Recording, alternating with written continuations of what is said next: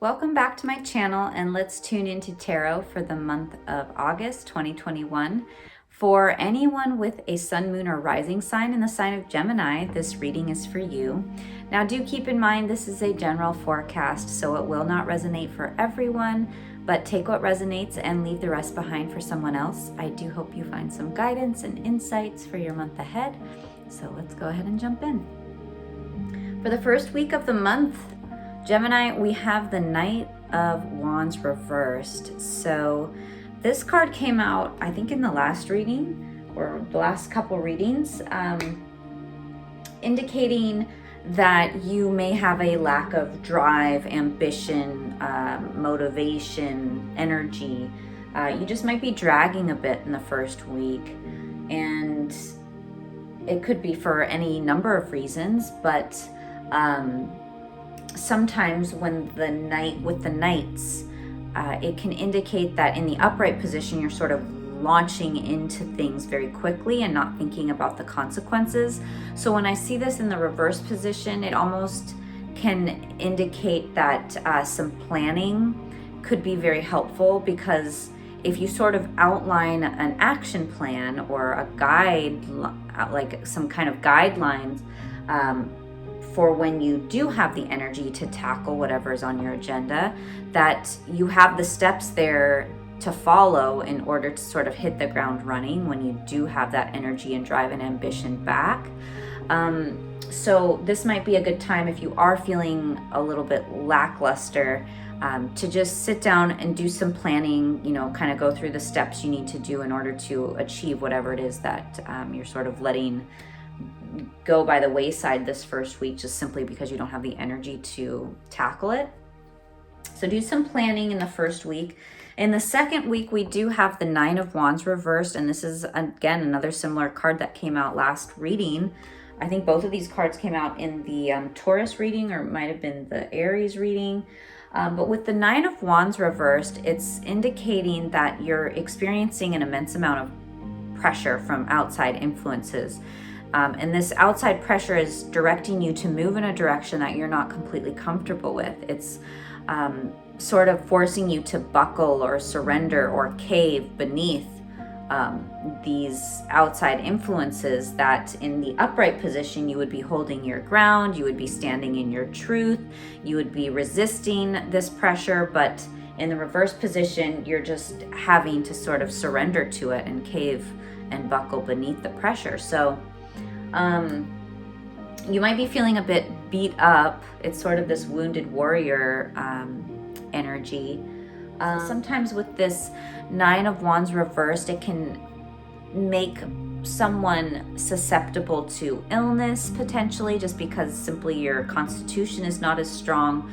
You might be letting people or sort of extraneous factors into your field, like your energetic field in your vicinity. For example, energy vampires you might be coming into contact with, who are just draining your energy, and that can be part of what's happening in the first week. This Knight of Wands reversed is just like you're having a lack of energy, and then in the second week that you keep feeling this drain because potentially the energy vampires are attaching to you and telling you, just kind of going through their problems, their issues, and asking you for support, which, under normal circumstances you would be happy to support people, but because you're just feeling so depleted, you can't really show up in the way that you would like to. So feeling a little bit drained and just kind of worn out in the first half of the month. And then now in the third week, we do have the Three of Cups, and this is a celebratory card. So things are looking up and you are engaging in either some celebrations of some kind, certain events might be happening, or a wedding, or just some kind of fun gathering of friends and workmates and people you feel close with, and there's a lot of camaraderie and, like I said, celebration, eating, drinking, and just engaging in joyful activities. And then what's interesting too is, if you want to look at this as a love reading with the Knight of Wands reversed, sometimes this can indicate someone like a fire sign who's very passionate, like Leo, Aries, Sagittarius. They bring a lot of passion, but because it's in the reverse position, it's someone who sort of comes and goes at their leisure. So like they show up and they're totally like all about you and they're very passionate, and then they kind of ghost you in the interim, so you don't really hear from them when they're gone, and then you kind of get the booty call. That's sort of the energy of the Knight of Wands reversed. And then with the Three of Cups, sometimes this can indicate sort of like a revolving door of partners or a love triangle potentially. And so what's interesting is in this last week, we have the Knight of Swords. And so this Knight of Swords is giving you a lot of energy, action, motivation. So it's like the opposite of the Knight of Wands reverse. So you have that energy back. You're kind of back in that mode of, it's almost like if you were planning, doing that planning, as I was mentioning in the first week, when you don't have that energy, if you kind of make an action plan so that when you do have the energy, you can hit the ground running. It seems like you're able to do that by the end of the month with the Knight of Swords upright. You're able to hit the ground running. You're back on your high horse and you've got the action, motivation, drive, determination to tackle whatever it is that's on your agenda. So that's wonderful. But what I'm kind of gathering from as a love reading is like there could potentially be a competition happening between this Knight of Swords character and then the Knight of Wands, who's sort of this transient character, very passionate, but then the Knight of Swords comes in and he's clear about what he wants out of a relationship, and he's willing to, show up and kind of be there in more of a permanent way.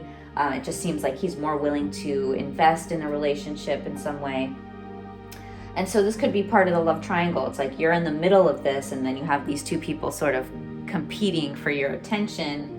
Although the Knight of Wands is not really showing up all the time, the Knight of Swords is. And then maybe you're asking people for advice as far as like what to do in the love triangle.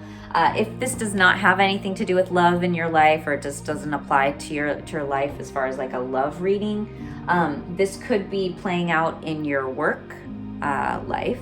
So there could be some kind of competition between workmates, and you're sort of in the middle of it and trying to mediate or mitigate just kind of mediate the competition and trying to bring people together as like a truce of some kind. Or I guess this could be playing out in a family dynamic as well, or a friend dynamic. So it can show up in different ways, but it does kind of look like there's some kind of competition, and you're in the middle trying to sort of mediate the situation and bring people together. Like, can't we all just get along? And in the meantime, you're feeling a bit beat up too, because maybe one person, on one hand is telling you one thing, and then this person's telling you another thing, and they're talking smack about it. So it just seems like very dramatic. So Geminis, it sounds like you may be going through some drama this month, unfortunately. But things do seem to be looking up. If you're just kind of going week to week, things do seem to look up towards the end of the month as far as the celebrations, and you getting your energy back if you're showing up as the Knight of Swords. So what are the final words of wisdom from Oracle? We've got Deep Diver.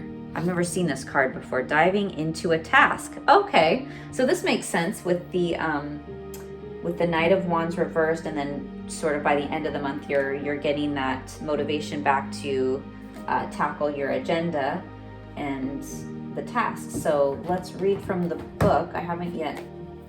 Usually I read before I push record, but I haven't done that yet. I forgot to flip this card over. So this has to do with embracing risk, diving into a task, and new discoveries. It's easy to play in the shallows where the waters are clear and you can see all that glitters by your feet.